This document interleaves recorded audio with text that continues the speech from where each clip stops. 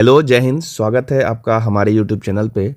आज हम इस वीडियो में बात करने वाले हैं आरआरबी का जो टेक्नीशियन वाला पेपर होने वाला है। ठीक है, आरआरबी का जो टेक्नीशियन वाला पेपर होने वाला है अभी, उसमें जो साइंस का कुछ क्वेश्चन आ रहा है, जो आपका न्यूमेरिकल पोर्शन होगा।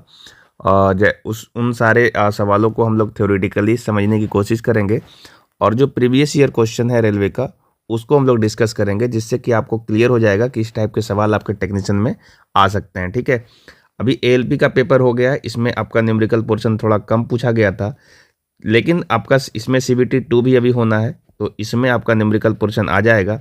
लेकिन टेक्नीशियन वाला जो पेपर है उसमें एक ही एग्ज़ाम होने वाला है, तो इस बार साइंस का जो पेपर होगा उसमें फिजिक्स का और केमिस्ट्री का जो पेपर है उसमें न्यूमेरिकल पोर्शन के भी सवाल आएंगे। इसको आपको ध्यान रखना है। ठीक है, और कुछ इंपॉर्टेंट टॉपिक हैं जिससे ज़्यादा सवाल आते हैं, जैसे कि आपका मोशन वाला चैप्टर है, यानी गति जिसको आप बोलते हो, है ना। विराम और गति आपका एक चैप्टर है, तो इससे ज़्यादा सवाल आता है। तो इसके सारे क्वेश्चंस को आप अच्छे से करके जाओ।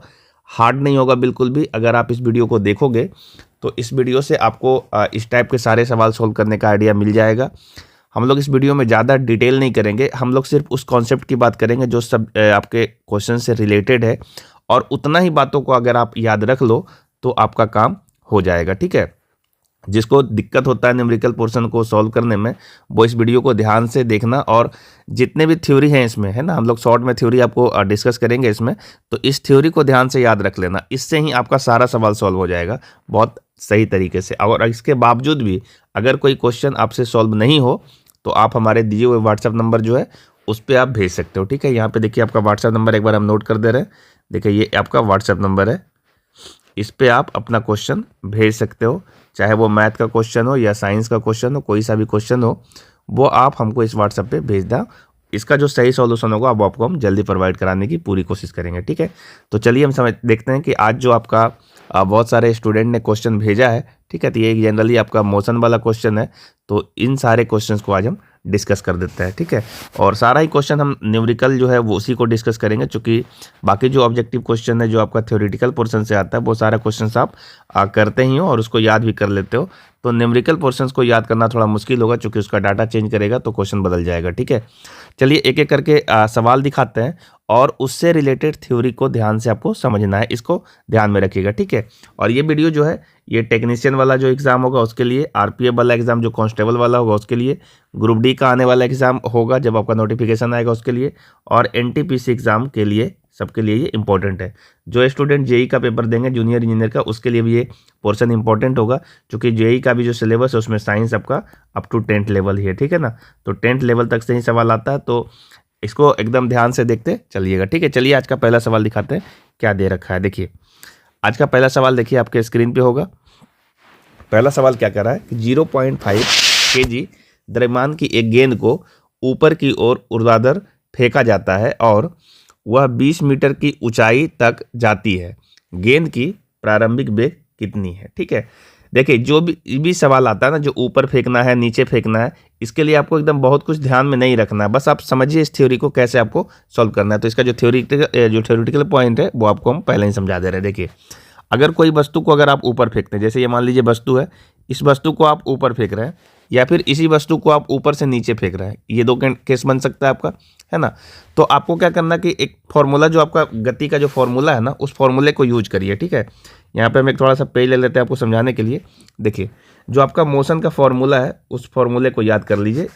तो गति का जो है ना 3 समीकरण होता है। ठीक है, गति का समीकरण इसको आपको याद रखना है। गति का 3 समीकरण होता है, और बाय नेम याद रखना है। ठीक है, इसका पहला समीकरण, दूसरा समीकरण क्या होगा, और तीसरा समीकरण क्या होगा। आपसे सवाल जब ऑब्जेक्टिव पूछेगा ना, तो आपसे ये भी पूछता है कि गति का दूसरा समीकरण क्या होगा, या गति का तीसरा समीकरण क्या होगा, या फिर कोई समीकरण दे देगा और फिर आपसे पूछेगा कि ये जो है गति का कैमा समीकरण है। तो इस तरीके से पूछता है, तो ध्यान रखिएगा और इसको याद रख लीजिए। पहला समीकरण क्या होता है, v बराबर u प्लस AT। ठीक है, अगर कोई नया स्टूडेंट इसको देख रहे होगे तो बिल्कुल ये मत सोचो कि हमको समझ में नहीं आएगा। आपको जितना हम दे रहे हैं उतना याद कर लो, आपका न्यूमेरिकल ही बन जाएगा, और ऑब्जेक्टिव जो आपका थ्योरेटिकल पोर्शन सवाल आएगा वो भी बनेगा, क्योंकि इसमें बहुत ज़्यादा हार्ड नहीं पूछेगा। ठीक है, तो ये आपका पहला समीकरण है, याद कर लो इसको। पहला समीकरण क्या होता है, v बराबर u प्लस AT। इसका दूसरा समीकरण क्या है, तो बोलोगे एस बराबर UT plus half A T square, ये इसका दूसरा समीकरण है। और इसका जो तीसरा समीकरण होता है वो है भी स्क्वायर बराबर यू स्क्वायर प्लस 2as। ये आपको याद कर लेना है सही तरीके से, ये इसका तीसरा समीकरण है। ठीक है, इस तीनों समीकरण में आपसे पूछता, कभी कभी समीकरण दे देगा, कोई सा भी समीकरण उठा के दे देगा और कहेगा ये कैमा समीकरण है, तो आप पहचान जाना इस तरीके से।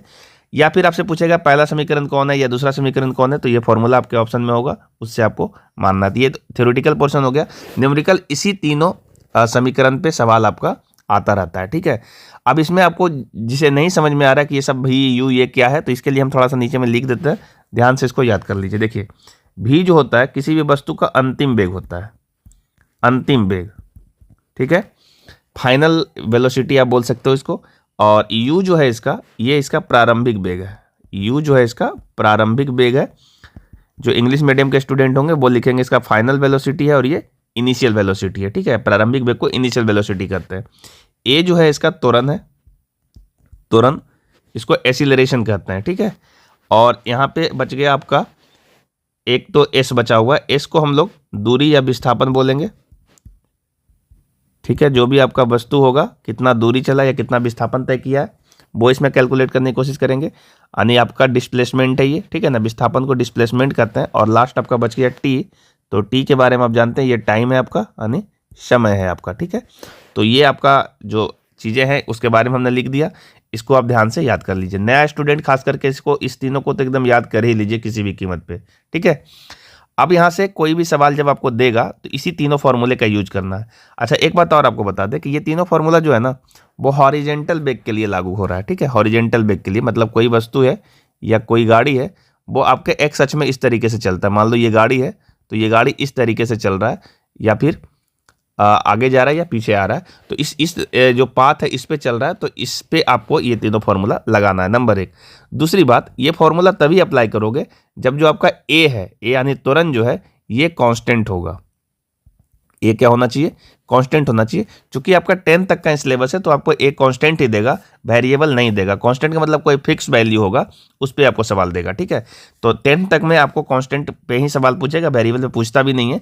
पर आपको ये याद रखना है कि एक कांस्टेंट होता है तभी ये तीनों फॉर्मूला अप्लाई किया जाता है। ठीक है, आपसे सवाल पूछ सकता है कि ये तीनों फॉर्मूला कब अप्लाई करेंगे, तो ए के बारे में अगर कुछ क्वेश्चन पूछेगा तो ये कांस्टेंट वैल्यू होना चाहिए, इसको आप याद रख लिए। कांस्टेंट का मतलब कोई फिक्स वैल्यू होना चाहिए। ठीक है, कोई भी फिक्स्ड वैल्यू रहे तब।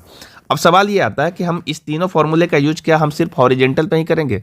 मतलब कोई वस्तु जो है क्षैतिज रेखा में चलेगी या हॉरिजेंटल लाइन में चलेगी, तो क्या हम सिर्फ वहीं पे इस्तेमाल करेंगे? तो नहीं, ये जो तीनों है ना, ये रेखीय समीकरण है। कैसा है? ये तीनों आपका जो है रेखीय गति के लिए अप्लाई किया जा सकता है। ठीक है, रेखीय गति के लिए अप्लाई करेंगे।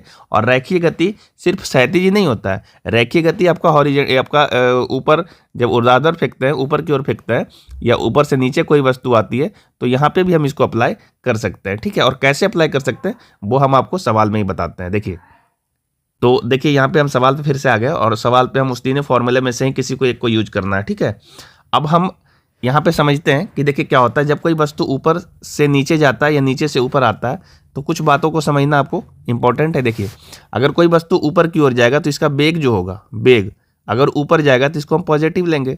ठीक है, और अगर कोई वस्तु से नीचे आ रहा होगा तो उसका जो वेग होगा नीचे की ओर जब आएगा, ठीक है ना, नीचे की ओर अगर आएगा तो इसके वेग को हम लोग ऋणात्मक लेंगे। ठीक है, क्योंकि आप जानते हैं ना कि जो आपका फ्रेम होता है इस तरीके से हम लोग कैलकुलेट करते हैं, है ना, तो ऊपर को पॉजिटिव लेते हैं और नीचे को निगेटिव लेते हैं। इसका आप ध्यान रखिएगा। ठीक है, ऊपर को पॉजिटिव लेना, नीचे वाले को निगेटिव लेना।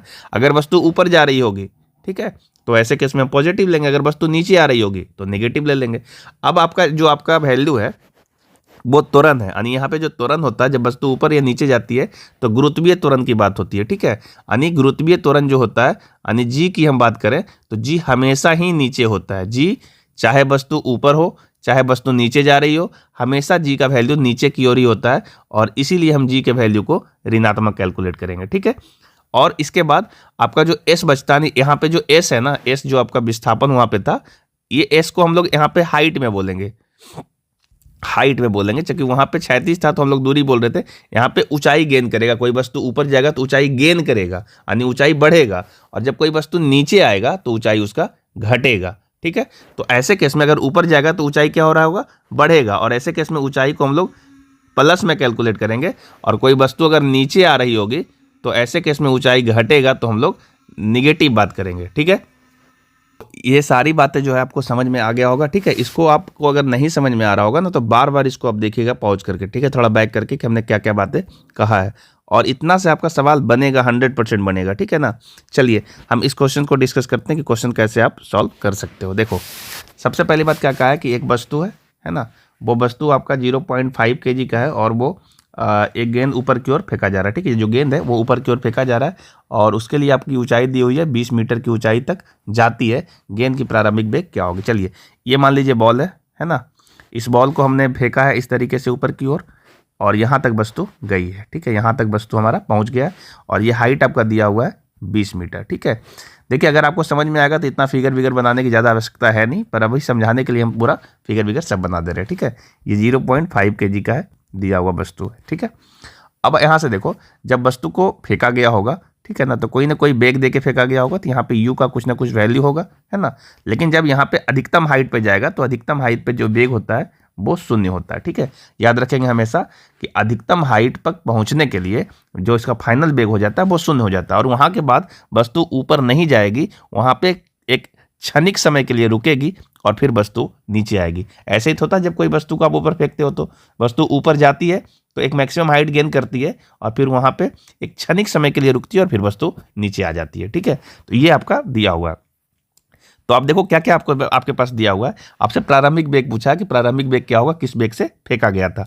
तो आपको u पूछ रहा है, भी आपको मालूम है कि 0 है, और आपको s मालूम, आपको हाइट मालूम है कि कितना होगा। ठीक है, तो यहाँ पे हम तीनों फॉर्मूला में से, देखिए इस तीनों फॉर्मूला में से किसका इस्तेमाल कर सकते हैं। ध्यान रहे, देखो आपका भी मालूम है, u आपसे पूछ रहा है, g यहाँ पे जो होता है वो मालूम है, और आपका टाइम नहीं मालूम है, आपके पास हाइट मालूम है। अगर इस फॉर्मूले को ध्यान से देखो, इस फॉर्मूले को अगर आप ध्यान से देखो तो भी आपको देखो 0 वहाँ पे मालूम था, u आपसे पूछ रहा था, और एक जगह पे g हो जाना है, और ये आपका s यानी हाइट आपका मालूम है। तो इसी फॉर्मूले का हम यूज करेंगे और आपका आंसर आ जाएगा। देखिए, तो यहाँ से हम फॉर्मूला यूज कर रहे हैं, भी स्क्वायर बराबर u स्क्वायर प्लस 2as, यही फॉर्मूला होता है, ये गति का तीसरा नियम है ना, तीसरा समीकरण है। तो भी यहाँ पे क्या लेंगे, 0 हो गया, u का वैल्यू जो है पूछ रहा है तो u स्क्वायर, और देखो यहाँ से जो a आपका g का वैल्यू है ना, ये a का a की जगह पे g आएगा, और g हमेशा माइनस में होता है ना, तो ये इसको माइनस कर देगा, तो -2g, और ये आपका जो s है वो h में कन्वर्ट हो जाएगा, और h जब वस्तु ऊपर गई है तो ये h का वैल्यू पॉजिटिव लेंगे, इसलिए इसको हम लोग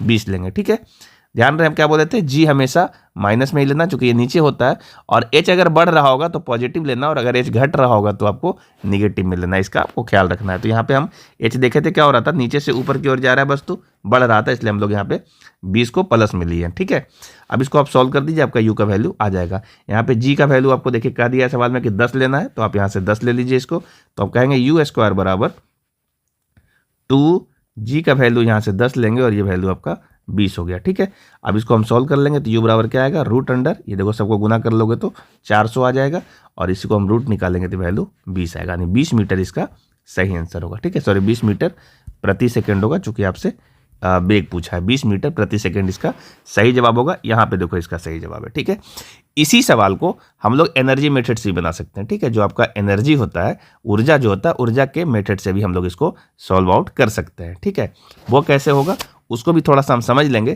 क्योंकि जब हम लोग समझ रहे हैं तो पूरे कॉन्सेप्ट को समझेंगे सही तरीके से, ताकि आपको लगाने आ जाए और क्वेश्चन आसानी से बना सको। देखो, जब इसको आप बनाए हो तो इससे आंसर तो प्रॉपर आया ही है, लेकिन आपको थोड़ा सा समय लगा इसको बनाने में। ठीक है, तो इसको हम जल्दी से कैसे बना सकते हैं, आइए इसको हम यहाँ पे डिस्कस करते हैं थोड़ा सा। देखिए, थोड़ा सा इसको आप समझना सही तरीके से। यहाँ पे देखो, हम थोड़ा सा इसको हटा देते हैं, और यहाँ पे बता रहे हैं कैसे आपको एनर्जी का मेथड लगाना है। देखो, ऊर्जा संरक्षण का नियम आप जानते हो, ऊर्जा संरक्षण का नियम, यहाँ पे हम मेथड 2 लिख देते हैं, कैसे सॉल्व करना है। ऊर्जा संरक्षण का नियम क्या होता है, ऊर्जा संरक्षण का नियम कहता है कि ऊर्जा को ना तो आप बना सकते हो, ना ही आप इसको खत्म कर सकते हो, ऊर्जा सिर्फ एक रूप से दूसरे रूप में कन्वर्ट हो जाती है। ठीक है, ये बात आपको जानते हैं। तो यहाँ पे होता क्या है, देखिए कि जब कोई वस्तु जो है, मान लीजिए ये वस्तु था यानी ये गेंद है, ये गेंद जब यहाँ पे ऊपर जाती है, ये आपका एकदम सतह पे है ना, तो यहाँ पे जब सतह पे तो कोई हाइट नहीं गेन किया हुआ है, लेकिन किसी वस्तु को हम u वेग से फेंक रहे हैं, तो इसके पास जो ऊर्जा है ना, वो ऊर्जा सिर्फ और सिर्फ इसके पास गतिज ऊर्जा है, स्थितिज ऊर्जा कुछ भी नहीं है। ऊर्जा 2 प्रकार का होता है, आप जानते हो, है ना, यहाँ पे लिख देते हैं, ऊर्जा 2 प्रकार का होता है, एक गतिज ऊर्जा ठीक है, जिसको आप काइनेटिक एनर्जी कहते हो, और एक स्थैतिज ऊर्जा। स्थैतिज ऊर्जा जो स्थिति के कारण उत्पन्न होता है, ठीक है। गतिज ऊर्जा का फॉर्मूला आपको मालूम है क्या होता है, यहाँ पे हम उसको भी लिख दे रहे हैं। गतिज ऊर्जा का फॉर्मूला होता है, इसको हम शॉर्ट में के ही लिख रहे हैं, काइनेटिक एनर्जी, ये होता है हाफ mv², हाफ mv², और पोटेंशियल एनर्जी यानी स्थैतिज ऊर्जा P, ये होता है mgh। तो इसको आप नोट कर लीजिए, ठीक है, इसको हम हटा दे रहे हैं यहाँ से, आप नोट कर लेना इसको, है ना। तो ये दो चीज़ें हैं, इसको आप यूज करेंगे और आप चीज़ों को समझेंगे तो ये सवाल बहुत जल्दी से बन जाएगा, ठीक है। इसको हम हटा देते हैं, आप नोट कर लेना स्क्रीनशॉट लेके, ठीक है।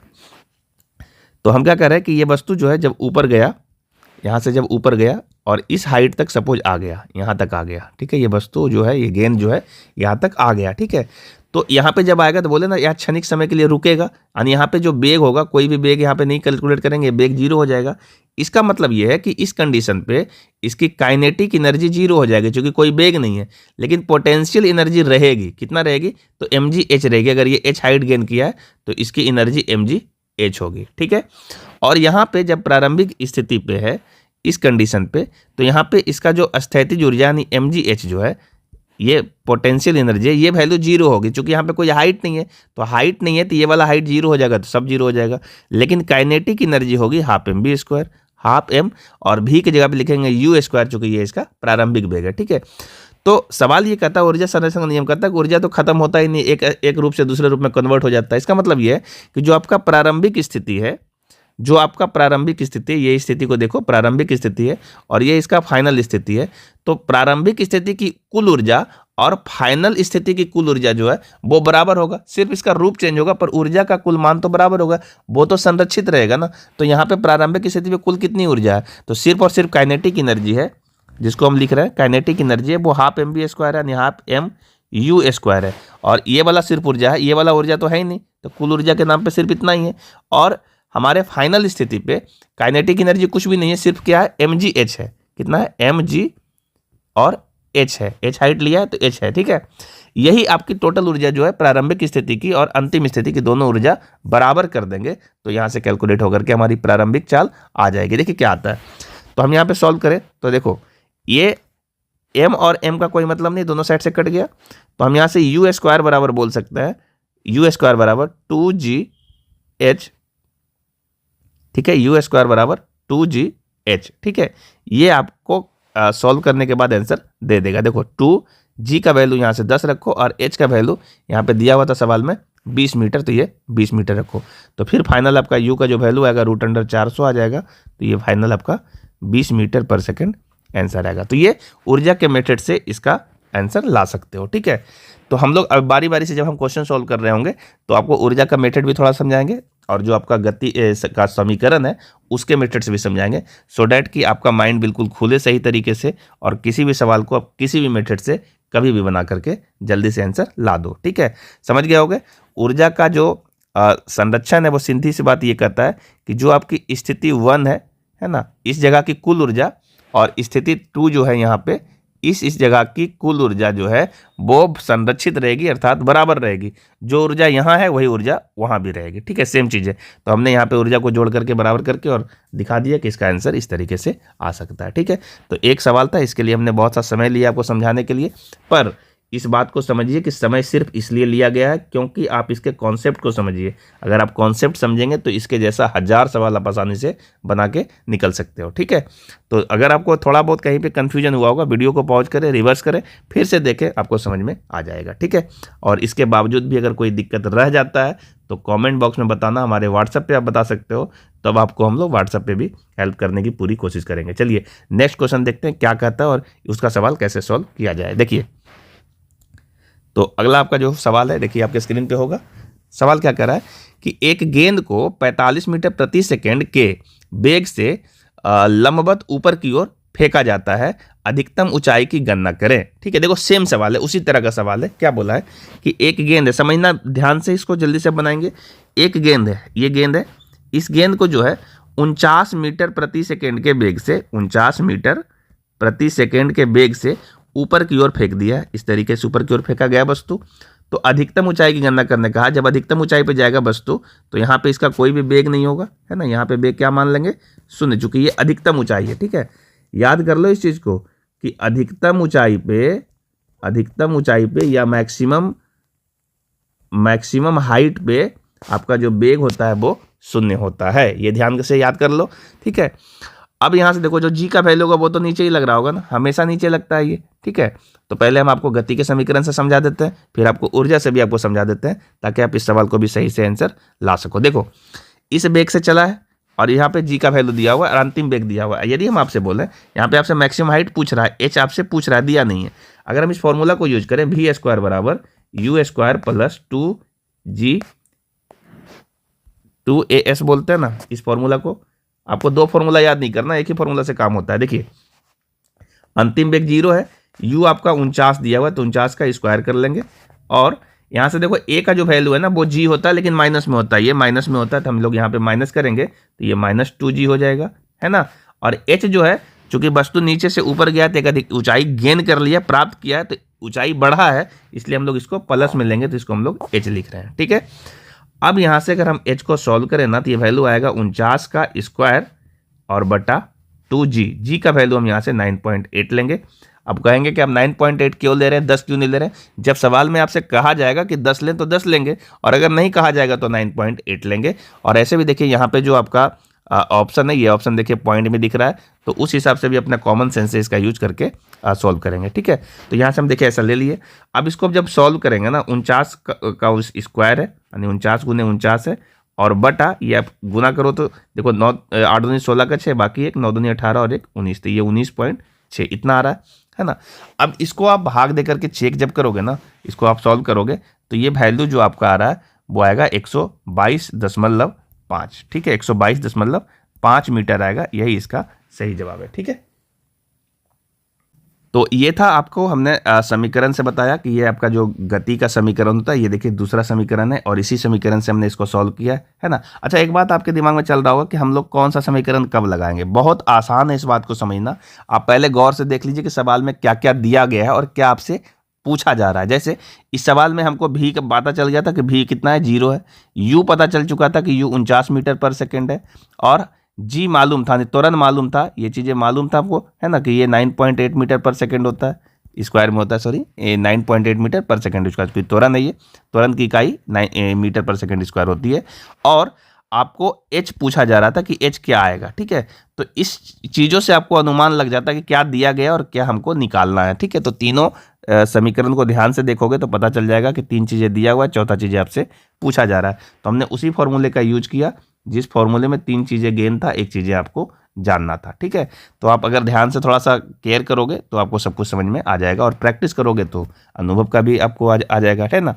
चलिए, हम इसको एनर्जी से कैसे बनाएंगे, उस मेथड से कैसे किया जा सकता है, और उससे क्या आपको आसान पड़ेगा या नहीं, वो सब समझना है आपको, ठीक है। तो सबसे पहले हम क्या कर रहे हैं कि एक यहाँ से पेज ले लेते हैं आपको समझाने के लिए, है ना।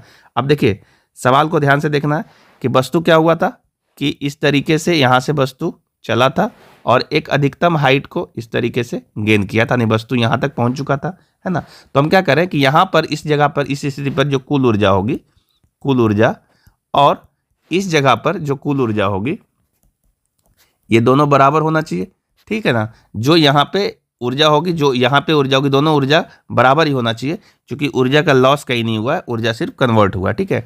तो यहाँ पे कोई हाइट नहीं है ना, जब हाइट नहीं है तो यहाँ पे पोटेंशियल एनर्जी तो 0 होगी, क्योंकि पोटेंशियल एनर्जी mgh होता है, और हाइट 0 है तो आपका पोटेंशियल एनर्जी 0 मानेंगे। और यहाँ से काइनेटिक एनर्जी क्या होगी, तो इसको हम बोलेंगे हाफ mv²। u यहाँ पे बोलेंगे, अगर प्रारंभिक वेग यहाँ पे u है तो हाफ mu²। तो यहाँ पे टोटल ऊर्जा यही हो गया। और इस जगह पे जो है अधिकतम हाइट है ना, ये अधिकतम हाइट है, अधिकतम हाइट और अधिकतम ऊंचाई पे आप क्या जानते हो कि वेग नहीं होता है कोई भी, तो वेग नहीं होता है, इसका मतलब यहाँ पे काइनेटिक एनर्जी तो 0 होगा, और यहाँ पे इस जगह पे पोटेंशियल एनर्जी कितना होगा, तो ये आपका mgh होता है। तो mg और h जो है इसका अधिकतम ऊंचाई है, तो यहाँ पे h लगा देंगे, ठीक है। अब देखो, यहाँ पे कुल ऊर्जा और यहाँ का कुल ऊर्जा बराबर होना चाहिए। तो यहाँ पे कुल ऊर्जा पहली स्थिति पे हाफ mu² है, और अंतिम स्थिति पे कुल ऊर्जा mgh है, ठीक है। इसको हम सोल्व कर लेंगे, ये वैल्यू खत्म हो गया। तो u² बराबर कितना आ रहा है, तो ये वैल्यू आ रहा है 2gh, ठीक है। सॉरी, यहाँ पे आपसे h पूछा गया था, ठीक है ना। तो आप h बराबर निकालोगे, h बराबर क्या आएगा, तो h बराबर बोलेंगे u² बटा 2g। ठीक है, आप चाहो तो इस फॉर्मूले को याद भी रख सकते हो अगर आपको जल्दी से सॉल्व करना है तो। ठीक है, नहीं याद है कोई बात नहीं, आप थ्योरी लगाओ, उससे आपका सॉल्व हो जाएगा। तो हम लोग यू स्क्वायर करेंगे तो ये वैल्यू 49 का स्क्वायर हो जाएगा, यानी 49 गुने 49 हो जाएगा, और बटा 2g करेंगे 2 और 9.8 आएगा। तो फिर इसको हम सॉल्व कर देंगे तो 122.5 मीटर इसका सही उत्तर आएगा। ठीक है, समझ गए होगे ऊर्जा का इस्तेमाल कैसे करना है आपको, है ना। अच्छा, ये फॉर्मूला आप याद रख लो, ये मैक्सिमम हाइट का फॉर्मूला है। मैक्सिमम हाइट का ये फॉर्मूला है, जब कोई वस्तु लंबवत ऊपर की ओर जाएगी तो उसके लिए हम मैक्सिमम हाइट के रूप में इसी फॉर्मूले का इस्तेमाल करेंगे। ठीक है, देखो एक बात और आपको समझा दें, यहीं पे थोड़ा सा थ्योरी समझ लो, अगर ध्यान रहेगा तो आगे सवाल बनाने में और मदद मिलेगा। जब कोई वस्तु इस जगह से इस तरीके से गेंद ऊपर जाता है, ठीक है, तो ये एक हाइट गेन करता है ना, तो ये वाला हाइट के लिए हम इस फॉर्मूले का यूज करेंगे। और अगर ये वस्तु जो है यहाँ से पुनः चूंकि ऊपर गया है तो अब यहाँ से वापस भी आएगा, तो वापस होकर के फिर वापस यहाँ तक आ जाएगा, तो ये दोनों हाइट h और h होगा, दोनों बराबर ही होगा। तो अगर आप पूरा हाइट की बात करोगे, जाने और आने का टोटल, तो ये आपका u²/g होगा। ठीक है, तो इस तरीके से आप सॉल्व करोगे तो आपको चीज़ें बनाने में आसानी होगा। फॉर्मूला याद हो जाता है तो बहुत अच्छा बात है, नहीं याद होता है कोई दिक्कत नहीं है, आप ऊर्जा का इस्तेमाल करो या समीकरण जो है आपका गति का उसका यूज करो तो आपका काम हो सकता है। चलिए नेक्स्ट क्वेश्चन देख लेते हैं क्या कह रहा है। तो अगला क्वेश्चन जो है वो कह रहा है कि 2.5 किलोग्राम की पिस्तौल से 10 ग्राम की गोली चलाई जाती है। यदि पिस्तौल का पुनरावृत्ति वेग 2.5 मीटर पर सेकेंड है तो बुलेट का जो वेग है वो ज्ञात कीजिए। ठीक है, तो ये जो सवाल है ना, ये सवाल आपका संवेग संरक्षण का है। किसका है? संवेग संरक्षण का है। संवेग संरक्षण का सिद्धांत जानते हो क्या होता है? संवेग संरक्षण का सिद्धांत कहता है कि टक्कर से पहले और टक्कर के बाद का जो कुल संवेग है वो संरक्षित रहता है। ठीक है, इसके लिए हम लोग एक फॉर्मूला भी यूज करते हैं, m1u1 प्लस m2u2 बराबर होता है m1v1 और प्लस m2v2। ठीक है, ये जो पहले है वो टक्कर के पहले का केस है, ये टक्कर के पहले का केस है, टक्कर के पहले, और ये है टक्कर के बाद। इसको थोड़ा समझ लेते हैं थ्योरी कि क्या कहता है, फिर इसको हम सॉल्व करेंगे। देखो थ्योरी समझ लो सही से इसका।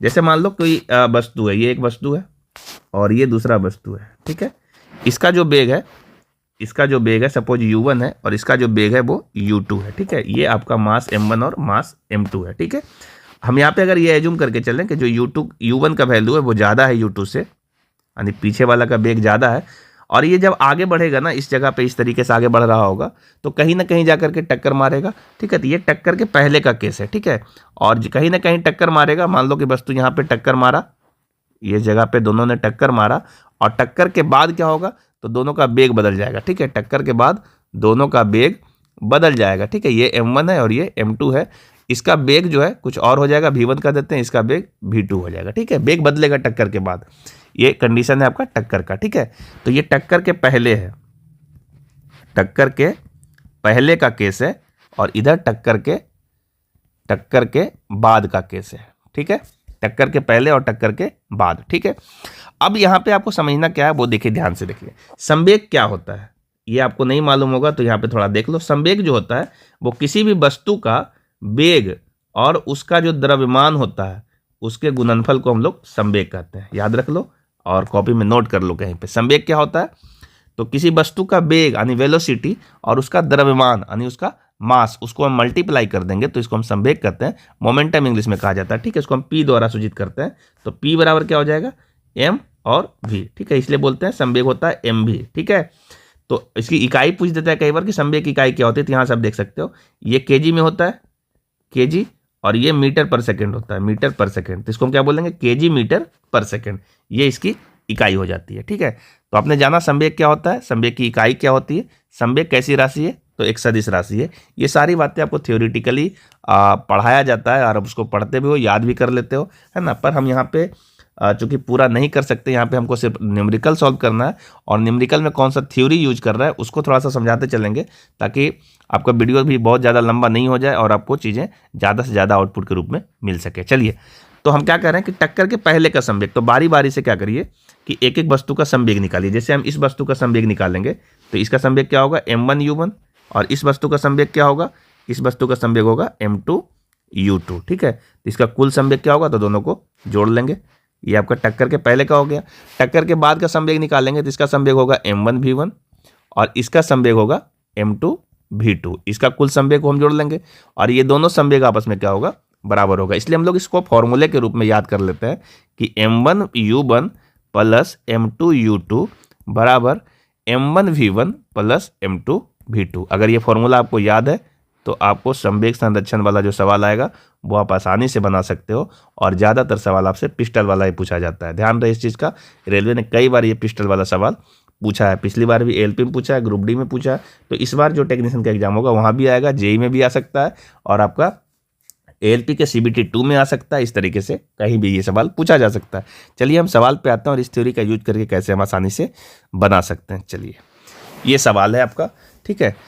अब समझिए यहाँ पे पिस्टल क्या होता है। इस तरीके से एक पिस्टल है, हम आपको समझाने के लिए बना देते हैं। सपोज ये आपका एक पिस्टल है, ये पिस्टल हो गया और पिस्टल के अंदर में आपका गोली भी रखा हुआ होगा। चलिए पिस्टल हो गया, इसके अंदर में एक गोली बना देते हैं, यानी जिसको आप बुलेट कहते हो इंग्लिश में। ये आपका गोली हो चुका है ना। तो अभी ये छूटा नहीं है, ठीक है, छूटा नहीं है। ये छूटता कैसे है, तो यहाँ पे जब आप यहाँ पे स्टिकर जब दबाते हो तो ये इस पे जाके स्ट्राइक करता है, यानी टक्कर मारता है, तब जाकर के ये छूटता है। तो अभी ये छूटा नहीं है, छूटेगा तो क्या होगा, छूटेगा तो गोली आगे चली जाएगी। ये आपका जो गोली है वो आगे चली जाएगी, यानी इसका बुलेट जो है वो आगे जाएगा और आगे जाएगा तो किसी न किसी वेग से जाएगा, है ना। और जो इसका पिस्टल है, ये जो आपका पिस्टल है, वो पिस्टल जो है वो पीछे की ओर धक्का खाएगी, ठीक है। और नहीं पता तो ये पिस्टल पे जोर लगता है, आप जानते हो न्यूटन्स का जो तीसरा नियम है वो क्या कहता है कि प्रत्येक क्रिया के विपरीत एक प्रतिक्रिया होती है। तो जब ये पिस्टल जो है बुलेट पे आगे की ओर बल लगाती है, तो जब बुलेट आगे निकलती है तो एक धक्का पीछे की ओर लगता है ना। अभी हम नहीं जानते कि कितना वेग से लगेगा, वही आपसे पूछा जा रहा है। यहाँ पे देखो सवाल में दिया गया है, तो देखो यहाँ पे क्या है ना, समझना ये दोनों स्थिति है। एक आपका यहाँ पे बीच में पहले पिस्टल रखा हुआ था तो कोई टक्कर वक्कर नहीं हुआ था, और ये टक्कर के बाद का कंडीशन, ये टक्कर के पहले का कंडीशन है, ये पहले का कंडीशन है, और इधर बाद का कंडीशन हम दिखा रहे हैं। देखो हम लोग सवाल में समय सिर्फ इसलिए ले रहे हैं कि आप थ्योरेटिकली बातों को समझो। अगर आपको समझ में आएगा, बिल्कुल समय नहीं लगता, 30 सेकंड के अंदर सवाल सोल्व हो जाता है, ठीक है। तो ध्यान से देखते रहो क्या क्या कहा है। सबसे पहले कहा है क्या, देखो यहाँ सवाल में पढ़ो, 2.5 किलोग्राम की पिस्तौल है, ठीक है। तो हम लोग पिस्तौल का जो द्रव्यमान है उसको हम बड़ा वाला M का देते हैं, और जो बुलेट का है उसको हम लोग स्मॉल m का देते हैं, ठीक है। तो ये आपका पिस्तौल है M और इसका मास स्मॉल m, ठीक है। तो पिस्तौल के बारे में कहा 2.5 kg है, इसका मतलब M का वैल्यू दिया हुआ है 2.5 kg, ठीक है जी। और 10 ग्राम की बुलेट है, तो बुलेट यहाँ पे दिया हुआ है 10 ग्राम, ठीक है। अब ये केजी में दिया, ये ग्राम में दिया है, तो दोनों को केजी में हम कन्वर्ट करना मेरा काम है, तो वो बाद में कर लेंगे, ठीक है। और क्या बोला है कि यदि पिस्तौल पे पुनरावृत्ति वेग 2.5 है, इस पे जो वेग लग रहा है ना, पुनरावृत्ति वेग जो लग रहा है इस पे पिस्तौल पे, वो 2.5 मीटर है, तो बुलेट की गति क्या होगी, ठीक है। बुलेट की गति आपसे पूछा, यानी यहाँ इसको हम V2 बोल देते हैं, ठीक है। और जो इसका वेग है इसको हम लोग V1 कह देते हैं, ठीक है। और यहाँ पे जो आपका U1 और U2 है ना, U1 और U2 ये दोनों ही 0 होगा, चूंकि यहाँ पे रखा हुआ है, ना बुलेट चल रहा है ना पिस्तौल पे कोई बल लग रहा है, कोई पिस्तौल भी गति नहीं कर रही है, यानी पीछे की ओर जो गति होती है वो भी नहीं कर रही है। तो हम लोग क्या कहेंगे, यहाँ पर कुल संवेग क्या होगा, चूंकि ये दोनों ही वैल्यू 0 है ना, U1 भी 0 है और U2 भी 0 है, ठीक है। तो हम यहाँ पे कुल संवेग को 0 कहेंगे, ठीक है। कुल संवेग क्या कहेंगे, 0 कहेंगे। क्यों, क्योंकि यदि हम निकालने भी तो M1 V1 और प्लस V1 नहीं M1 U1, चलो हम फॉर्मूला लिख ही देते हैं पूरा, M1 U1 plus M2 U2 बराबर होगा M1 V1 plus M2 V2, ठीक है जी। अब यहाँ पे देखो प्रारंभिक वेग दोनों ही केस में 0 है, तो इस वाले चीज़ को तो हम 0 ही कहेंगे, इस वाले चीज़ को भी 0 ही कहेंगे, क्योंकि दोनों वेग जो यहाँ पे 0 है, तो इधर का कुल संवेग 0 हो गया, बराबर M1 यानी पिस्तौल की जो पिस्टल जो है उसका जो द्रव्यमान है वो हम लोग कैपिटल M बोले थे, और कैपिटल M का जो वैल्यू है इसको हम लोग कैपिटल M में बताया था ना, ये कैपिटल M था, जो यहाँ पे M1 लिखा है ये क्या है, कैपिटल M है। और M का वैल्यू कितना था, तो 2.5 kg, और इसका जो वेग दिया हुआ पुनरावृत्ति वेग वो 2.5 मीटर पर सेकेंड है, ठीक है। और प्लस यहाँ से M2 का है, तो बुलेट का जो वेग है इसको हम लोग स्मॉल m बोले थे, तो ये वैल्यू दिया हुआ है 10 ग्राम, ग्राम को हम केजी में बदलेंगे तो 1000 से भागा देना पड़ेगा, और गुने जो बुलेट का वेग है उसको हम लोग V2 ही रहने देते, वही आपसे पूछा जा रहा है, ठीक है। अब इसको आप जब सॉल्व करोगे ना तो देखो क्या आएगा वो समझते हैं। अच्छा एक बार यहाँ पे छोटा सा आपको बात समझ लेंगे तो ज़्यादा अच्छा रहेगा, कि यदि हमारा जो बुलेट है ना वो आगे की ओर छूटेगा, तो न्यूटन का थर्ड लॉ कहता है कि पीछे की ओर बल लगेगा, है ना। तो बुलेट अगर आगे जाएगा, बुलेट अगर आगे छूटेगा तो स्वाभाविक सी बात है कि पिस्तौल पे पीछे की ओर बल लगेगा। जब पिस्तौल पे पीछे की ओर बल लगेगा तो जो पिस्टल की गति होगी, पिस्टल की गति वो इस डायरेक्शन में होगी, पीछे होगी, है ना। तो अगर आप बुलेट के वेग को पॉजिटिव कंसीडर करते हो, है ना, तो आपको पिस्तौल का जो वेग होगा वो नेगेटिव कंसीडर करना पड़ेगा, है ना। तो हम लोग यहाँ पे V1 को पॉजिटिव, ये जो आपका बुलेट का वेग है उसको हम लोग पॉजिटिव कंसीडर करते हैं, तो इस वाले वेग को हमको नेगेटिव कंसीडर करना पड़ेगा, है ना, क्योंकि ये इसका डायरेक्शन पीछे की ओर होगा। तो हम यहाँ पे एक माइनस कंसीडर कर लेंगे, ठीक है। अब इसको आप सॉल्व कर दीजिए, आपका आंसर आ जाएगा। ये देखिए 0 0 कैंसिल हो गया, तो हम कह सकते हैं कि V2/100 बराबर ये आपका माइनस में एक तरफ प्लस में आ जाएगा, तो 2.5 और मल्टीप्लाई इसका वेग भी 2.5 ही था, है ना, इतना होगा। और जब हम इसको सॉल्व करेंगे तो V2 का वैल्यू जो होगा, ये जो 100 है ये दोनों दशमलव को कैंसिल आउट करेगा, तो 25 का स्क्वायर 625 होता है, तो 625 मीटर पर सेकेंड जो है ये V2 का वैल्यू आ जाएगा, यानी बुलेट का वेग होगा। किसका होगा? बुलेट का वेग होगा, है ना। बुलेट का वेग कितना होगा? 625 मीटर पर सेकेंड, ठीक है। यहाँ देखिए ऑप्शन नंबर 1 में आपको दिखा रखा है 625 मीटर पर सेकेंड।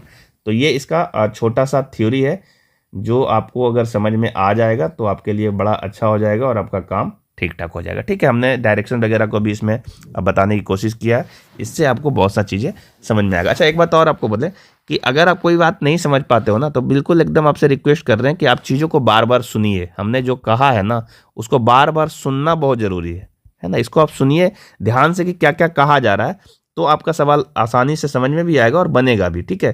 क्योंकि जितनी बातें कहा जा रहा है वो सारी बातें लिखा नहीं जा रहा है ना। तो लिखने का एक अलग प्रोसेस है, बोलने का अलग प्रोसेस है।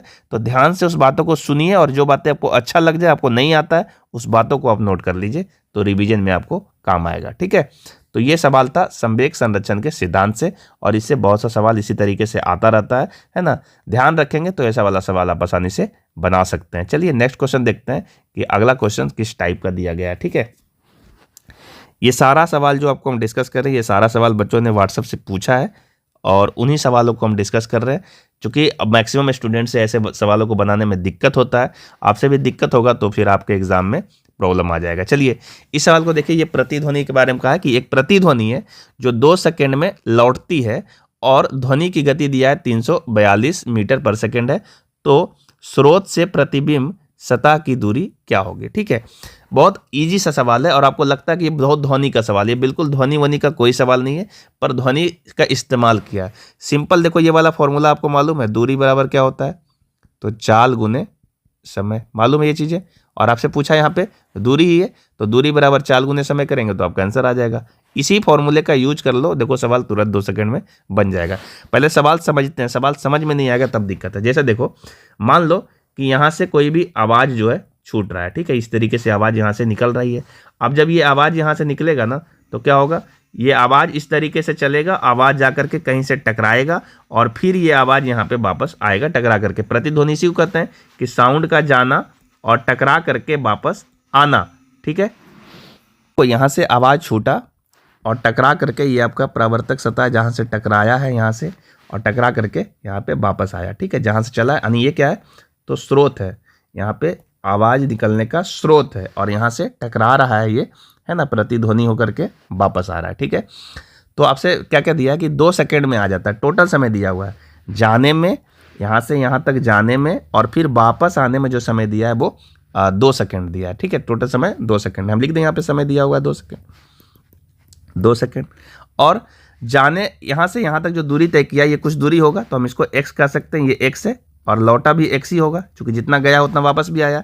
तो दूरी कितना बोलोगे, यानी कुल दूरी अगर हम बात करें तो x + x, कुल दूरी हो जाएगा 2x, और 2x दूरी को तय करने में समय लिया है 2 सेकंड, ठीक है। तो बोला क्या है कि स्रोत से आपका यहाँ देखो ये लिखा हुआ प्रतिबिंब सतह की दूरी क्या होगी, ठीक है। तो ये आपसे पूछा गया है। तो हम लोग क्या करेंगे, यहाँ से दूरी बराबर जानते हैं क्या होता है, दूरी बराबर होता है चाल गुने समय, ठीक है, चाल गुने समय। यहाँ पे भी हम लिखे भी थे। तो यहाँ पे देखो चाल कितना दिया हुआ है ध्वनि का, तो 342 मीटर पर सेकेंड, और समय कितना लगा है, तो 2 सेकेंड, और इसको तय करने में लगा है 2x, ठीक है। तो इसको भैया हम सोल्व करेंगे तो ये 2 और 2 कैंसिल आउट हो जाएगा, तो x बराबर क्या आ जाएगा, 342 मीटर। ठीक है, 342 मीटर ये जो आया, ये क्या है x, ये आपका स्रोत से लेकर के यहाँ तक की कुल दूरी है, स्रोत से लेकर के यहाँ तक की दूरी ये x है। ठीक है, हमने 2x यूज इसलिए किया कि जाने और आने का कुल समय दिया था, इसलिए हम लोग 2x यूज किए। पर जो एक्चुअल दूरी है ना, स्रोत से लेकर के परावर्तक सतह का यानी कि जहाँ पे से टकरा के लौटता है उस जगह की जो दूरी है वो आपका x है, और x का वैल्यू 342 आया है, इसलिए इसका सही आंसर देखो ऑप्शन नंबर 1 में दिया हुआ है। ठीक है, यही 342 इसका सही जवाब है। देखो कितना आसान सा सवाल था, और ये सब सवाल आपके रेलवे में पूछा गया, एक भी सवाल ऐसा नहीं है जो आपके रेलवे ने पूछा नहीं है। ठीक है, तो ये सब सवाल को आप डरने की जरूरत एकदम बिल्कुल नहीं है। लिखा जरूर है कि ध्वनि का सवाल है, आप डर जाते हो कि ध्वनि का सवाल आ गया, पर ये सिंपल दूरी बराबर चाल गुने समय जो फॉर्मूला है बच्चे से पढ़ते आ रहे हैं उस पे ये सवाल सॉल्व हो रहा है। ठीक है, चलिए नेक्स्ट क्वेश्चन दिखाते हैं क्या कह रहा है इसका नेक्स्ट क्वेश्चन। तो अगला सवाल देखिए, कह रहा है कि लंबवत ऊपर फेंकी गई 6 सेकेंड के बाद, 6 सेकेंड के बाद, यहाँ पे लिखा हुआ टाइम 6 सेकेंड के बाद फेंकने वाले के पास लौट जाती है। ठीक है, और बोला है कि वह वेग ज्ञात कीजिए जिसके साथ इसे फेंका गया था। देखो सिंपल सा ये भी सवाल है, क्या बोला है कि कोई भी वस्तु जो है ना, मान लो ये बॉल है, इस बॉल को फेंका गया ऐसे ऊपर की ओर। ठीक है, तो ये वस्तु क्या करेगी, यहाँ से ऊपर जाएगी और एक मैक्सिमम हाइट गेन करने के बाद फिर ये यहाँ से वस्तु धीरे धीरे यहाँ पे वापस आ जाएगी। ठीक है, फिर ये वस्तु यहाँ पे वापस आ गई, ऐसा होगा। फेंके जाने के बाद ऐसे ही होता है, कोई वस्तु पहले ऊपर जाती है और फिर एक मैक्सिमम हाइट गेन करने के बाद नीचे आ जाती है, इस तरीके से होता है काम आपका, है ना। तो यहाँ पे क्या बोला है कि टोटल समय जो दिया है ना, जाने का और आने का, ठीक है, ऊपर जाने में और आने में, ये दोनों ही समय जोड़ करके दिया हुआ है, यानी T1 प्लस T2, ये दोनों समय जोड़ करके दिया, यानी T इसको हम बोल देते हैं, ये वैल्यू दिया हुआ है 6 सेकेंड। ठीक है जी, टोटल समय दिया, इसका मतलब देखो समझना, थोड़ा थोड़ा कॉन्सेप्ट आपको समझाते हैं।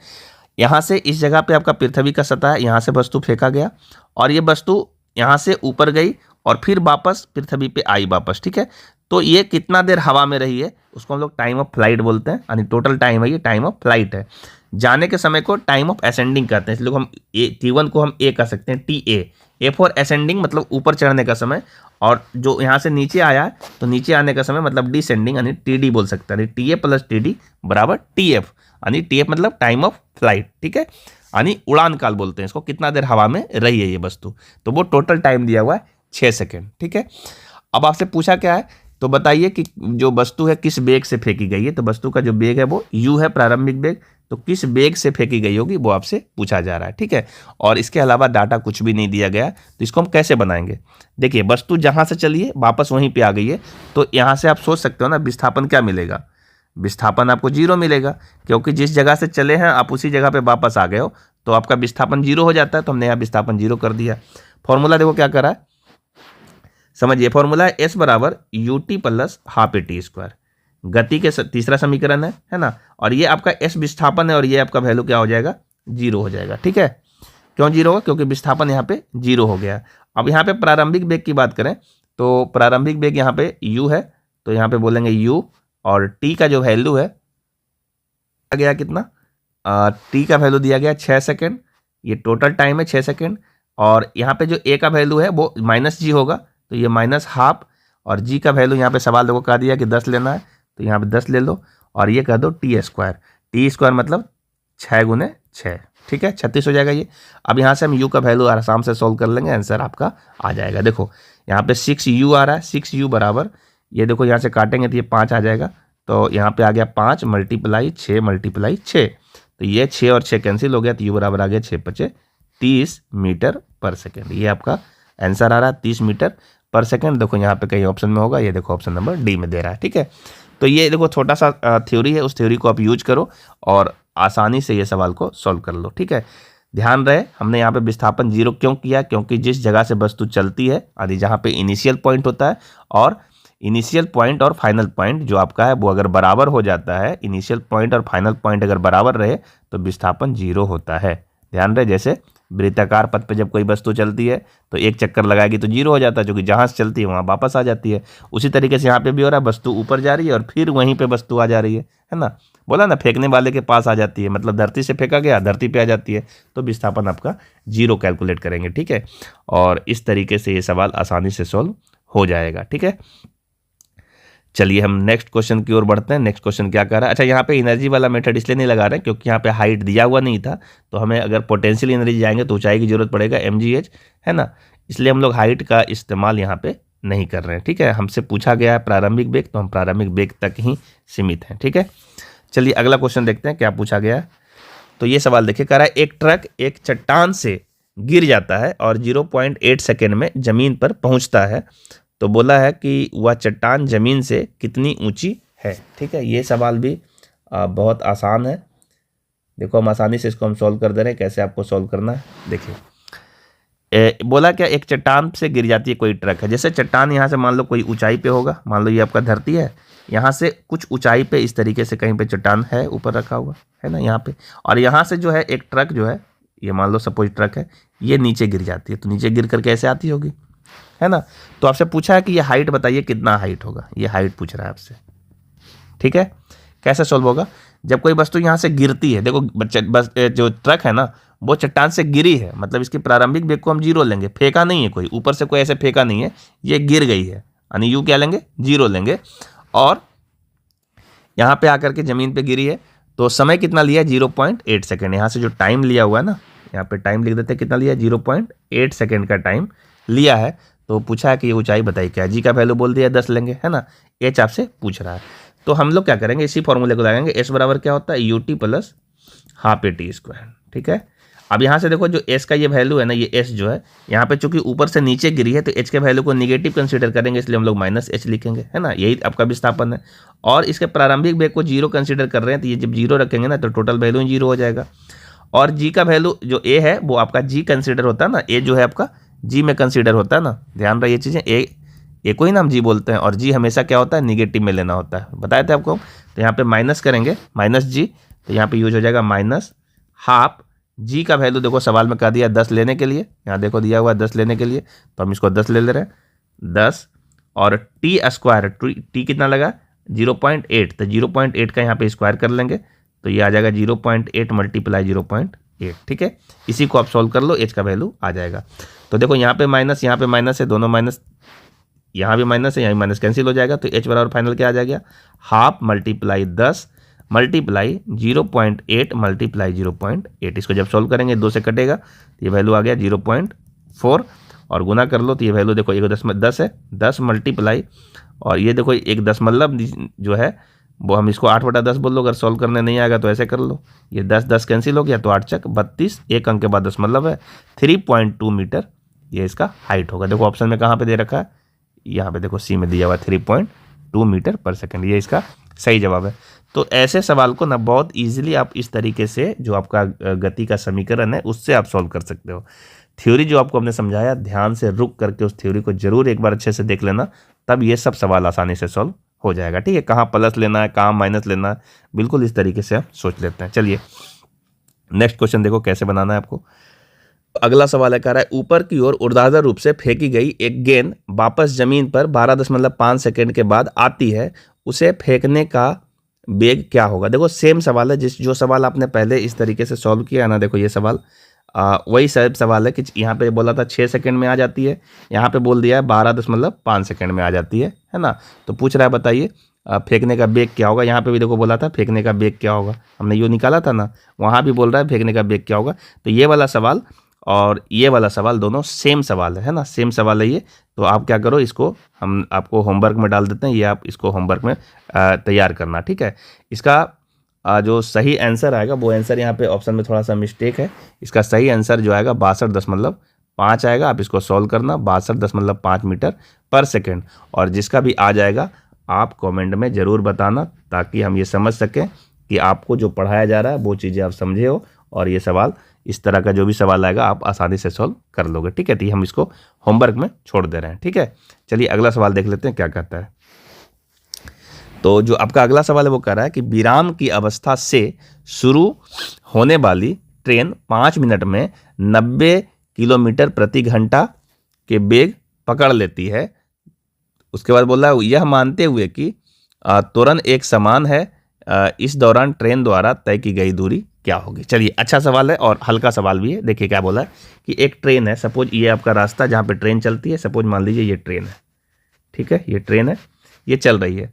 अभी क्या है कि बोला कि विराम से अवस्था से, विराम अवस्था में मतलब ये कि इसकी प्रारंभिक वेग तो 0 होगी, है ना, और इसका वेग बढ़ रहा है, धीरे धीरे वेग बढ़ रहा है। जब इसका तुरंत कुछ ना कुछ होगा तो वेग तो बढ़ेगा, और वेग बढ़ते बढ़ते बढ़ते बढ़ते आगे जा करके इसका वेग कितना हो जाता है, तो सवाल में दिया हुआ इसका वेग हो जाता है 90 किलोमीटर प्रति घंटा, 90 किलोमीटर प्रति घंटा, और यही इसका अंतिम वेग है। ठीक है, तो पूछा है कि बताइए कि जब ऐसा हुआ होगा तो ये इसका जो दूरी है ना, कितना दूरी तय कर लिया होगा, ये दूरी आपसे पूछा जा रहा है। ठीक है, आपका जो त्वरण है वो सवाल में नहीं दिया है, टाइम दिया है कि ऐसा होने में टाइम कितना लगता है, तो ऐसा होने में 5 मिनट का टाइम लगता है। ऐसा बोला है कि 5 मिनट का टाइम लगता है, तो ये यहाँ से यहाँ तक इसका वेग 0 से 90 किलोमीटर प्रति घंटा हो जाता है। ठीक है, हम एस कैसे निकालते हैं? एस निकालने का फॉर्मूला आपके पास क्या होता है, तो 2 फॉर्मूला है, देखो यहाँ पे लिख देते हैं।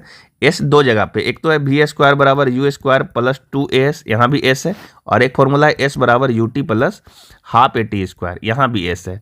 इस दोनों में किसको यूज करें ताकि आपका काम आसानी से हो जाए? ठीक है, तो देखिए यहाँ से अगर इस फॉर्मूले को लगाते हैं तो यहाँ पे आपको ए की जरूरत पड़ेगा, है ना, भी और यू आपको मालूम है, ए की जरूरत पड़ेगा तो एस निकल जाएगा, और ए आपको अभी दिया नहीं है। इस फॉर्मूला को जब आप लगाओगे तो यहाँ पे आपको यू की जरूरत पड़ेगा और टी की जरूरत पड़ेगा, तो यू और टी दिया हुआ है, ए की जरूरत पड़ेगा जो कि नहीं दिया हुआ है, तो दोनों ही फॉर्मूला में आपको ए की जरूरत पड़ेगा जो कि ए नहीं दिया हुआ है। तो सबसे पहला काम ये होगा कि आप ए निकाल लीजिए। ए क्या होता है, तो ए होता है वेग में परिवर्तन, वेग में परिवर्तन की दर होता है, यानी इसमें समय से हम भागा देंगे, ये होता है वेग। तो वेग कितना हो रहा है, तो ये देखो दिया हुआ 90 किलोमीटर प्रति घंटा। देखो सारी चीज़ें जो है ना, यहाँ पे जो आपका समय वगैरह है वो मिनट में दिया है, ये किलोमीटर में दिया है, तो आपका जो आंसर है वो किलोमीटर में पूछ रहा है। तो हम लोग को यूनिट 1 लेकर के चलना पड़ेगा, है ना, तब आपका काम आसानी से हो जाएगा। ठीक है, तो हम यहाँ पे क्या कर रहे हैं, त्वरण जो है, ये त्वरण की इकाई जो होती है वैसे मीटर प्रति सेकेंड स्क्वायर होता है, तो हम इसको किलोमीटर प्रति घंटा स्क्वायर में ही रख रहे हैं। ठीक है, सब चीज़ को हम किलोमीटर में ही रखेंगे, और जो समय है उसको हम घंटा में रखेंगे, तो आपका डायरेक्ट आंसर इससे आ जाएगा। देखो वेग कितना है, तो 90 हो गया है फाइनल वेग, पहले 0 किलोमीटर प्रति घंटा होगा, समय 5 मिनट लगा, इसको घंटा में बदलेंगे तो 60 से भागा देंगे ना, 60 से भागा दे दिए, तो ये वैल्यू कितना हो गया 90/5, और 60 चला गया ऊपर। ठीक है, और ये 18/95 होता है, तो ये वैल्यू आ गया 18 गुने 60, ये आ गया आपका किलोमीटर प्रति घंटा स्क्वायर में। ठीक है, अब यहाँ से हम एस निकाल लेंगे किसी फॉर्मूला लगा करके। हम ये वाला फॉर्मूला लगा लेते हैं क्योंकि इसमें हम टाइम यूज भी नहीं करेंगे और आपका काम आसानी से हो जाएगा। ठीक है, तो हम थोड़ा सा पेज नया ले लेते हैं ताकि, चलिए, तो हम यहाँ से ले लेते हैं वी स्क्वायर बराबर यू स्क्वायर प्लस 2as लगाते हैं यहाँ पे, और देखते चलो सब कुछ कि आपका भी कितना है, तो 90 है, तो यहाँ पे हम 90 गुने 90 लिख लें। u आपका 0 है तो ये तो 0 ही होगा, प्लस 2, ए का वैल्यू आपने कितना लाया, तो यहाँ देखो, सॉरी, ए का वैल्यू आपने कितना लाया, तो ये 18 गुने 60, तो यहाँ रख लो 18 गुने 60 और गुने यहाँ पे s, तो फाइनल यदि हम s कैलकुलेट करेंगे तो ये वैल्यू आएगा 90 × 90 बटा नीचे आएगा 2 × 18 × 60। तो हम इसको सॉल्व कर लेंगे, तो ये 18/95 होता है, इसको कैंसिल कर लो, और इधर से देखो ये 0 और ये 0 कैंसिल हो गया, तो फाइनल कितना बच गया आपके पास, देखो 3 से ये कट रहा है, इसको 3 से काट लो, 3 दूनी 6 और 3 तिया 9, तो ये फाइनल आ गया 5 तिया 15 और बटा 2 दूनी 4। इसको हम जब सॉल्व करेंगे तो देखो ये आएगा 4 तिया 12, 4 तिया 12 और 7 चक 28 होता है, और ये देखो 3.75 इतना किलोमीटर में आएगा। ठीक है, चूंकि हमने त्वरण को किलोमीटर प्रति घंटा स्क्वायर में ही रखा था, तो ये डायरेक्ट आपका किलोमीटर में देगा 3.75 किलोमीटर। ठीक है, तो ये देखिए आपका ऑप्शन में दिया हुआ होगा, यहाँ पे देखो ऑप्शन में कहीं पे होगा 3.75, देखो यहाँ पे दिया हुआ 3.75, यही इसका सही उत्तर होगा। तो ये इसका एक छोटा सा कॉन्सेप्ट था जो आपको हम समझाए, और थोड़ा सा यूनिट पे ध्यान देना, क्योंकि यूनिट में कुछ कुछ दे देता है, तो आपको एक यूनिट में लेकर के चलना है। और त्वरण क्या होता है, तो त्वरण के बारे में, वेग में परिवर्तन की दर, इस फॉर्मूले का यूज करके हम लोग त्वरण को निकाल सकते हैं। ठीक है, अच्छा एक बात आपको और बता दें, अगर आप बहुत बेसिक चीज़ों को नहीं जानते हो, बहुत आपको दिक्कत हो रहा है, तो इस चैनल पे ना बहुत सारा मोशन के रिलेटेड जो है बहुत सारा थ्योरी दिया गया है, 4 या 5 वीडियो आपका डाला गया है, ठीक है। उन वीडियो को अगर देख लो आप आसानी से तो एकदम ये वाला चैप्टर आपको एकदम इनिशियल कंडीशन से लेकर फाइनल कंडीशन तक, यानी 0 लेवल से अच्छे लेवल तक आपका कंसीडर हो जाएगा, ठीक है। हम उसका सारा लिंक जो है आपको चैनल के डिस्क्रिप्शन में डालेंगे, वहाँ से भी आप चीज़ों को ढूंढ करके पढ़ सकते हो, ठीक है। और आप चाहो तो साइंस वाला प्लेलिस्ट में चले जाओ, ठीक है। इस साइंस के प्लेलिस्ट में जाओगे तो वहाँ पे आपको करीब 10-12 वीडियो डाला गया है, और इतना इंपॉर्टेंट वो सारा वीडियो है ना कि इस बार की गारंटी हम दे सकते हैं कि ALP वाला एग्जाम के CBT 2 जो होगा उसमें भी सवाल उससे आएगा, आपका टेक्नीशियन वाले पेपर में आएगा, JEE वाले पेपर में उससे क्वेश्चंस आना ही आना है किसी भी कीमत पे, ठीक है। अगर आपको उससे सीखना कुछ है तो आप जाएंगे डिस्क्रिप्शन में ढूंढ करके आप लिंक से पढ़ सकते हो, या फिर प्ले लिस्ट से जा करके पढ़ सकते हो। तो चलिए हम अगला क्वेश्चन आपके साथ डिस्कस करते हैं। क्या है अगला क्वेश्चन? देखो अगला क्वेश्चन आपके स्क्रीन पे दिख रहा होगा। कह रहा है कि एक वस्तु को 14 मीटर पर सेकेंड के चाल से ऊपर की ओर फेंका गया और 10 मीटर ऊपर गया, उच्चतम बिंदु तक पहुंचने में वस्तु द्वारा लिया गया समय क्या होगा? देखो वही सवाल फिर से आ गया घूम के कि कोई भी वस्तु है, जैसे मान लो ये वस्तु है, ये वस्तु क्या है, बोला है 14 मीटर पर सेकेंड के वेग से, 14 मीटर पर सेकेंड के वेग से ऊपर गया, और ये वस्तु जब ऊपर गया, देखो जैसे मान लो यहाँ पे ऊपर गया, अब ये वस्तु एक मैक्सिमम हाइट गेन करेगा, तो उसके बारे में बोला कि 10 मीटर तक की ऊंचाई तक गया, और इसके लिए क्या बोला है, तो बोलो कि समय की गणना करो कि कितना समय इसको वहाँ तक जाने में लगा होगा। ये अधिकतम ऊंचाई है, आपको बताया कि अधिकतम ऊंचाई पे क्या होता है, 0 होता है, ये इसका प्रारंभिक वेग है ना, और हाइट 10 इस्तेमाल हुआ है। तो टाइम आपसे पूछा कि ये जाने में कितना समय लगेगा, ठीक है, कितना समय लगेगा वो आपको से पूछा गया है। तो हम यहाँ से देखो समय कैसे निकाल सकते हैं, तो एक फॉर्मूला होता है ना, V बराबर U प्लस AT। देखो इसमें अगर हम लगाएंगे तो V मालूम है, U मालूम है, ये मालूम है, ठीक है। तो यहाँ से आपको टाइम निकल सकता है ना, या फिर आप इसको इस फॉर्मूले का भी इस्तेमाल करो तो इससे भी निकल जाएगा। देखो S बराबर क्या होता है, UT plus half AT square, यहाँ पे भी समय है, इससे भी समय निकाल सकते हो आप, है ना। और एक फॉर्मूला आपका है V स्क्वायर बराबर U स्क्वायर प्लस 2AS, इसमें देखो समय नहीं है तो इस फॉर्मूले का यूज हम नहीं करेंगे क्योंकि इसमें समय है ही नहीं, हमको समय निकालना है, यहाँ पे ध्यान रखो, है ना। तो आप किस फॉर्मूले को यूज करके निकालना चाहोगे, कैसे आएगा इसका समय? अगर हम इस फॉर्मूले का यूज करते हैं तो देखो V का वैल्यू तो 0 हो गया अधिकतम ऊंचाई पे, है ना, और U का वैल्यू कितना है, तो 14 है, प्लस A का जो वैल्यू होता है वो G होता है, माइनस में लिखोगे -10 लेना है आपको, ठीक है। और यहाँ से जो आपका समय है वो T है, यहाँ पे T ले लो, ठीक है। तो यहाँ से हम अगर T सॉल्व करेंगे ना तो ये वैल्यू आ जाएगा 14/10 अर्थात 1.4 सेकेंड आएगा, ठीक है। आप ऑप्शन देखो 1.4 सेकेंड कहाँ पे है, तो यहाँ पे देखो दिया हुआ 1.4 सेकेंड ऑप्शन नंबर 2 में, ठीक है। यहाँ पे देखो है दिया हुआ, यही इसका सही जवाब होगा, ठीक है। तो ये सवाल तो और भी आसान है, यहाँ पे हमारा ये 10 मीटर का यूज भी नहीं हो रहा है, और यूज आप करो भी नहीं चूँकि कैलकुलेशन बढ़ेगा। अगर आप इस 10 को यूज करोगे और इस फॉर्मूले का यूज करोगे यहाँ पे तो आंसर तो आएगा ही, लेकिन यहाँ पे कैलकुलेशन थोड़ा बहुत आपको ज़्यादा देखने का मिलेगा, और ये वाला कैलकुलेशन कुछ भी नहीं है, ये तो डायरेक्ट इसका आंसर ही आ जाता है, ठीक है। तो ये इसका सही जवाब हो गया, ठीक है। बहुत ही आसान सा सवाल ये पूछा गया है ना। चलिए अगला क्वेश्चन आपको हम दिखा दें कि क्या कह रहा है। तो अगला क्वेश्चन है, देखिए कह रहा है कि एक वस्तु का द्रव्यमान 50 किलो है, वह 8 मीटर प्रति सेकेंड स्क्वायर की दर से स्थिर अवस्था में गतिमान है, ठीक है। तो बोला हुआ वस्तु 15 सेकेंड में कितनी दूरी तय करेगी, ठीक है। यहाँ पे क्या दिया है कि एक द्रव्यमान दिया 50 किलोग्राम का एक वस्तु है, उसका त्वरण दिया है 8 मीटर प्रति सेकेंड स्क्वायर की स्थिर गति से गतिमान है, तो पूछ रहा है 15 सेकेंड में वो कितना दूरी तय करेगा, ठीक है। तो यहाँ पे देखो क्या दिया है, कोई वस्तु होगा जो अपने विराम अवस्था से चली होगी, और ये दिया हुआ है आपका त्वरण कितना दिया है इसका, तो 8 मीटर पर सेकेंड स्क्वायर, 8 मीटर पर सेकेंड स्क्वायर से ये गतिमान है, और ऐसे ही वस्तु चल रही है, लेकिन प्रारंभिक वेग इसका 0 ही लेकर के चलेंगे क्योंकि विराम अवस्था से चली होगी।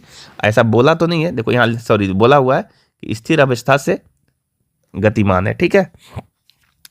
अब यहाँ से आपको 15 सेकेंड में निकालना है, टाइम दिया हुआ है 15 सेकेंड, तो बोला कितना दूरी तय करेगी, तो S बराबर क्या जानते हो, UT plus half AT square जानते हो ना, U तो 0 है तो ये तो 0 हो जाएगा, हाफ A का वैल्यू आप कितना लोगे, तो 8, और टाइम दिया है 15 सेकेंड, तो 15 सेकेंड मतलब 15 × 15, ठीक है।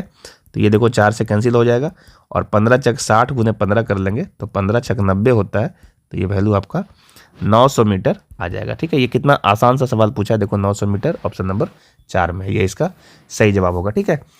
बस आपको यहाँ पे क्या दिक्कत हो रहा है मैं आपको बता दूं कि इसमें बोला नहीं है सही ढंग से कि वस्तु विराम अवस्था से चली या नहीं चली। अब सही से पढ़ो सवाल क्या बोला है कि एक वस्तु का द्रव्यमान। अब इस द्रव्यमान से आपको नहीं घबराना है कि क्यों दिया द्रव्यमान, द्रव्यमान का यूज ही नहीं हो रहा है ना। 50 kg का एक वस्तु है जो 8 मीटर पर सेकेंड स्क्वायर, यहाँ पे देखो दिया हुआ है 5 मीटर पर सेकेंड स्क्वायर, तो ये त्वरण की इकाई है ना, तो ये त्वरण इसका है, ठीक है, इसलिए हम लोग त्वरण बोल रहे हैं इसका। दर से स्थिर अवस्था से गतिमान है, मतलब विराम अवस्था से गतिमान है, तो विराम में है इसलिए इसको हम लोग क्या बोलेंगे, u बराबर 0। और इस तरीके से ये वस्तु आगे की ओर बढ़ती जा रही है। तो 15 सेकेंड में बोला है आपसे कि 15 सेकेंड में ये कितनी दूरी तय करेगी, तो हम फॉर्मूला यूज कर लेंगे S बराबर ut plus half AT square और सब कुछ रख देंगे, आपका आंसर आ जाएगा, ठीक है। इसका हम थ्योरी पहले ही आपको सब कुछ समझाया सही तरीके से, तो आप वहाँ पे एकदम बेसिक चीज़ों को अच्छे से देख लें और उन्हीं से रिलेटेड सारा सवाल भी है, तो आपको बनाने में बहुत मदद मिलेगा। चलिए अगला क्वेश्चन देखिए, कह रहा है एक रेलगाड़ी 10 सेकेंड में 18 किलोमीटर प्रति घंटा से 72 किलोमीटर प्रति घंटा तक त्वरित हो जाती है, तो रेलगाड़ी द्वारा तय की गई दूरी क्या होगी, ठीक है। देखिए यहाँ पे क्या है कि प्रारंभिक वेग 0 नहीं लेंगे, यहाँ पे जो ट्रेन है ना वो पहले 18 किलोमीटर प्रति घंटा से हो जाता है कितना, 72 किलोमीटर प्रति घंटा, 72 किलोमीटर प्रति घंटा हो जाता है।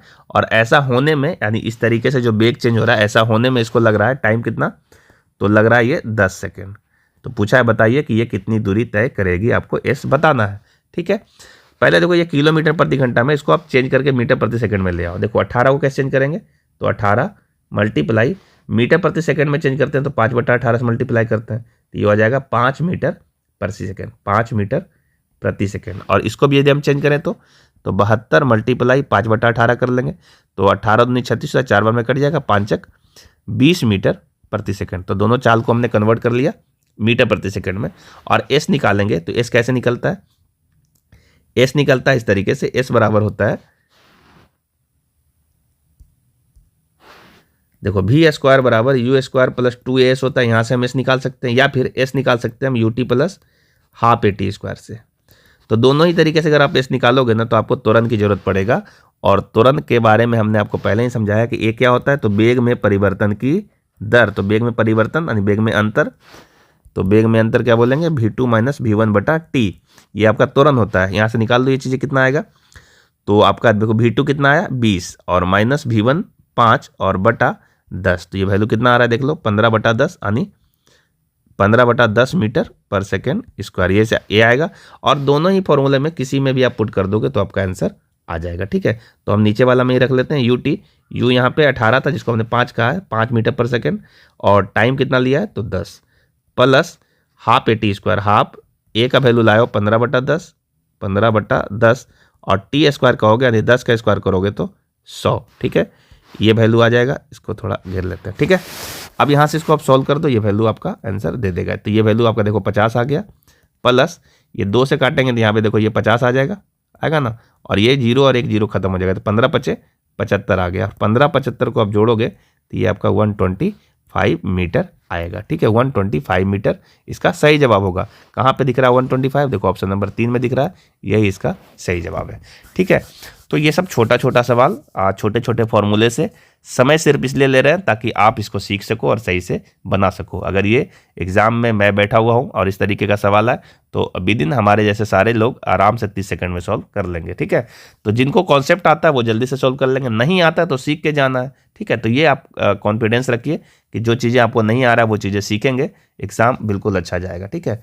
खुद पे विश्वास करोगे, मेहनत करते रहोगे तो बहुत अच्छा रिजल्ट आपका आ ही जाएगा। चलिए नेक्स्ट क्वेश्चन दिखाते हैं क्या है। तो एक छोटा सा सवाल देखो ये दिया है, सवाल थोड़ा क्लियर आपको नहीं दिख रहा, हम पढ़ दे रहे हैं। सवाल क्या है कि एक पिंड x ऊंचाई से मुक्त रूप से गिर रहा है, तो x/2 की ऊंचाई तक गिरने के बाद उसमें क्या होगा। पहला दिया है कि केवल स्थितिज ऊर्जा होगा, आधी स्थितिज ऊर्जा और आधी गतिज ऊर्जा होगी, फिर बोला कम स्थितिज ऊर्जा, अधिक गतिज ऊर्जा होगी, और फिर बोला केवल गतिज ऊर्जा होगी। ये 4 ऑप्शन आपका दिया गया है, ठीक है। तो समझते हैं इसका कॉन्सेप्ट क्या बोला है कि एक वस्तु है यानी पिंड है, कोई भी पिंड मान लो, सपोज ये पिंड है, ठीक है। ये क्या बोला है कि मुक्त रूप से गिर रहा है। मुक्त रूप से गिर रहा है मतलब यहाँ का प्रारंभिक वेग 0 होगा। मुक्त रूप से गिरने का मतलब ये होता है कि वस्तु को छोड़ दिया गया है, कोई फेंका नहीं है, वस्तु अपने आप गिर रही है, स्वतंत्र रूप से गिर रही है, तो यहाँ का प्रारंभिक वेग क्या होगा 0 होगा। और गिर रहा है तो इसके पास कुछ ना कुछ तो हाइट भी होगा, यानी कितना हाइट है तो x हाइट है। तो इसके पास जो है ना सिर्फ और सिर्फ एक ही ऊर्जा होगा, वो होगा पोटेंशियल एनर्जी। कितना होगा? तो mgh, h की जगह पे x बोला है, इतना होगा। और इसका जो काइनेटिक एनर्जी है ना वो यहाँ पे शून्य होगा, चूंकि इसका वेग कुछ भी नहीं है। अब क्या बोला कि वस्तु जो है यहाँ से गिरते गिरते ये वस्तु आ गया है आधी ऊंचाई पे, यानी ये भी x/2 और ये भी x/2, ठीक है। अब यहाँ पे जब आएगा ना इस स्थिति पे, तो यहाँ पे ये दो चीजें गेन किया हुआ है। जब वस्तु यहाँ से नीचे गिर रहा होगा तो इसके पास वेग भी आ गया और वस्तु के पास ऊंचाई भी है, तो यहाँ पे काइनेटिक एनर्जी भी होगा और पोटेंशियल एनर्जी भी होगा। काइनेटिक एनर्जी भी होगा और पोटेंशियल एनर्जी भी होगा। और काइनेटिक एनर्जी कितना होगा? तो mgh के जगह पे x/2 होगा। तो आप देखो कि पोटेंशियल एनर्जी यहाँ पे क्या हो गया? आधा हो गया है ना। पोटेंशियल एनर्जी पहले mgx था, अब mgx/2 हो गया, तो पोटेंशियल एनर्जी आधा हो गया। तो आधा एनर्जी कहाँ चला गया? तो आधा काइनेटिक एनर्जी में कन्वर्ट हो गया है ना। आधा काइनेटिक एनर्जी में कन्वर्ट हो गया, यानी आधा पोटेंशियल एनर्जी और आधा काइनेटिक एनर्जी, यानी आधा स्थितिज ऊर्जा और आधा गतिज ऊर्जा, ये हो गया। तो इस स्थिति पे इसी के बारे में पूछा कि क्या होगा, तो आपका देखो ऑप्शन नंबर यहाँ पे दिख रहा होगा बी में कि आधी स्थितिज ऊर्जा होगी और आधी गतिज ऊर्जा होगा, यही इसका सही जवाब है। फिर से सुन लो क्या कर रहे हैं, यहाँ का जो टोटल ऊर्जा है पोटेंशियल एनर्जी है और यहाँ का जो पोटेंशियल एनर्जी है वो देखो आधा हो गया है ना, ये आधा हो गया। तो क्यों ये आधा हो गया? क्योंकि इसका आधा ऊर्जा जो है कन्वर्ट होकर के पोटेंशियल एनर्जी में चला गया, ठीक है। ऊर्जा का हमेशा ही रूपांतरण होता है, खत्म नहीं होता, ना इसे कोई बना सकता है। तो पोटेंशियल एनर्जी आधा कन्वर्ट हो गई गतिज ऊर्जा में, है ना, यानी स्थितिज ऊर्जा आधा चेंज होकर चली गई गतिज ऊर्जा में। तो आधा स्थितिज ऊर्जा हो गया और आधा गतिज ऊर्जा हो गया, ये इसका सही जवाब है, ठीक है।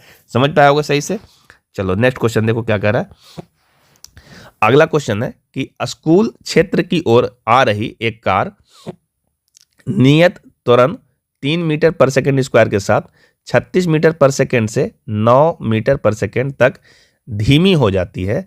कार का अंतिम वेग तक धीमी करने में कितना समय लगता है? ये सवाल भी अच्छा है। देखो क्या होगा, मान लो कि कोई भी कार है, सपोज ये मान लो आपका कार है, ये कार जो है इस तरीके से स्कूल की तरफ आ रही है। एक स्कूल के बारे में बोला, बस आपको समझने के लिए आप स्कूल बोल देते हैं। ये स्कूल की तरफ आ रही है और क्या कर रही है कि इसका जो वेग है ना, वो वेग जो है 36 मीटर पर सेकेंड से 9 मीटर पर सेकेंड हो जाती है। अभी इसका वेग जो है 36 मीटर पर सेकेंड है, 36 मीटर पर सेकेंड है। और इसका वेग यहाँ आते आते, सपोज स्कूल तक आते आते, मान लो ये कार यहाँ पे आ गई है, ये कार सपोज यहाँ पे आ गई है और इसका वेग कितना हो गया? तो इसका वेग हो गया 9 मीटर प्रति सेकेंड, ठीक है। इसका वेग घट गया, वेग घट गया, इसका मतलब ये है कि जो त्वरण होगा ना, वो त्वरण आपका मंदन कहलाएगा, ऋणात्मक त्वरण होगा। यहाँ पे ब्रेक लगा होगा तभी तो वेग घटेगा।